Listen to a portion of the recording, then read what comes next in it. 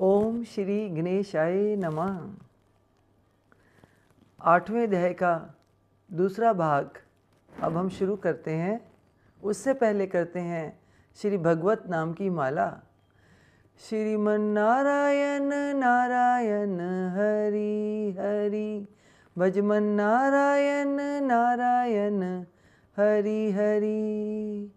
तेरी लीला सबसे न्यारी न्यारी, हरि हरि। 8वें अध्याय के प्रथम भाग में आपने सुना कि श्री कृष्ण जी अर्जुन को परम पद को संक्षेप में समझा रहे हैं। तो श्री कृष्ण जी कहते हैं कि जिस परम पद को चाहने वाले ब्रह्मचारी लोग ब्रह्मचार्य का आचरण करते हैं, उस परम पद को मैं तेरे लिए संक्षेप से कहूँगा।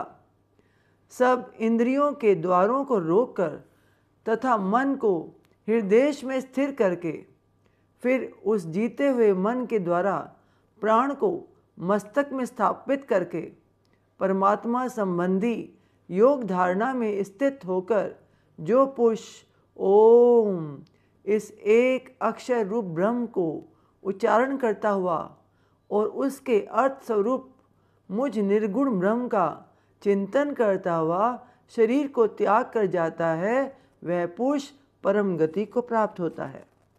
हे अर्जुन, जो पुरुष मुझ में अनन्य चित होकर सदा ही निरंतर मुझ पुरुषोत्तम को स्मरण करता है, उस नित्य निरंतर मुझ में युक्त हुए योगी के लिए मैं सुलभ हूँ, अर्थात उसे सहज ही प्राप्त हो जाता हूँ। परम सिद्धि को प्राप्त महात्मा जन मुझको प्राप्त होकर दुखों के घर एवं क्षणभंगुर पुनर्जन्म को नहीं प्राप्त होते।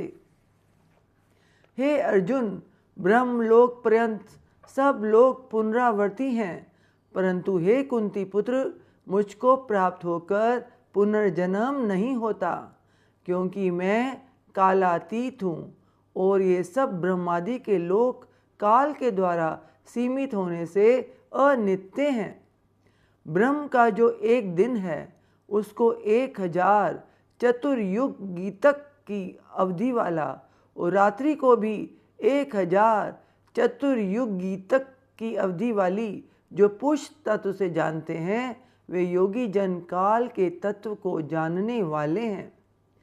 संपूर्ण चराचर भूत गण ब्रह्म के दिन के प्रवेश काल में अव्यक्त से अर्थात ब्रह्मा के सूक्ष्म शरीर से उत्पन्न होते हैं और ब्रह्मा जी की रात्रि के प्रवेश काल में उस अव्यक्त नामक ब्रह्मा के सूक्ष्म शरीर में ही लीन हो जाते हैं।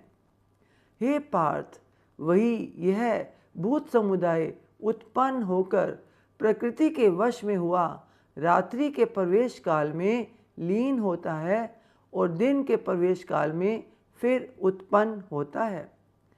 उस अव्यक्त से भी अति परे दूसरा अर्थात विलक्षण जो सनातन अव्यक्त भाव है, वह परम दिव्य पुरुष सब भूतों के नष्ट होने पर भी नष्ट नहीं होता। जो अव्यक्त अक्षर इस नाम से कहा गया है, उसी अक्षर नामक अव्यक्त भाव को परम गति कहते हैं तथा जिस सनातन अव्यक्त भाव को प्राप्त होकर मनुष्य वापस नहीं आते, वह मेरा परम धाम है। हे पार्थ, जिस परमात्मा के अंतर्गत सर्वभूत हैं और जिस सच्चिदानंद घन परमात्मा से यह समस्त जगत परिपूर्ण है, वह सनातन अव्यक्त परम पुरुष तो अनन्य भक्ति से ही प्राप्त होने योग्य हैं।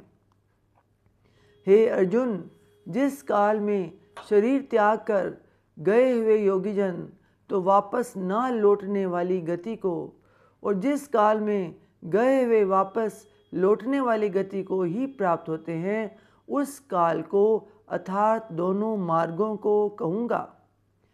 जिस मार्ग में ज्योतिर्मय अग्नि अभिमानी देवता हैं, दिन का अभिमानी देवता है, शुक्ल पक्ष का अभिमानी देवता है और उत्तरायण के 6 महीनों का अभिमानी देवता है, उस मार्ग में मरकर गए हुए ब्रह्म वेता योगी जन उपरयुक्त देवताओं द्वारा क्रम से ले जाकर ब्रह्मा को प्राप्त होते हैं।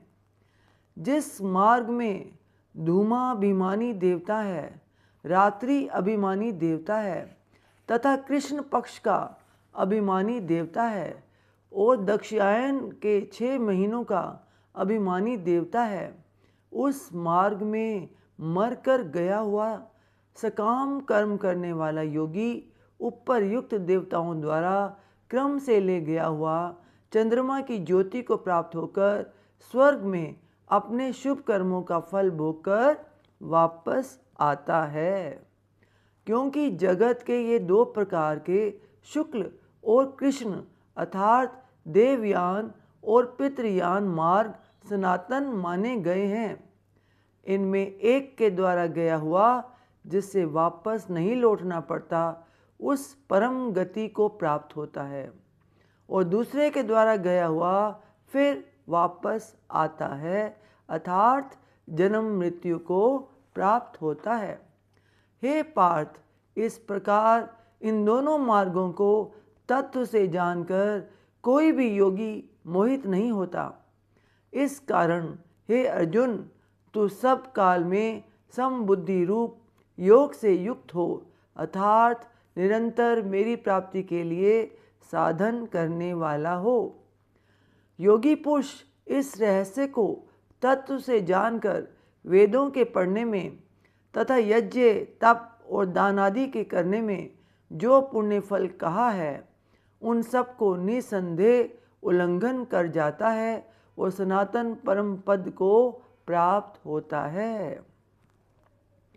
ओम तस्दिति। श्रीमद् भगवद गीता सुपनिषस्तु ब्रह्म विद्यायाम योग शास्त्रे श्री कृष्ण अर्जुन संवादे अक्षर ब्रह्म योगो नामो अष्टमो अध्याये। ओम तत्सत।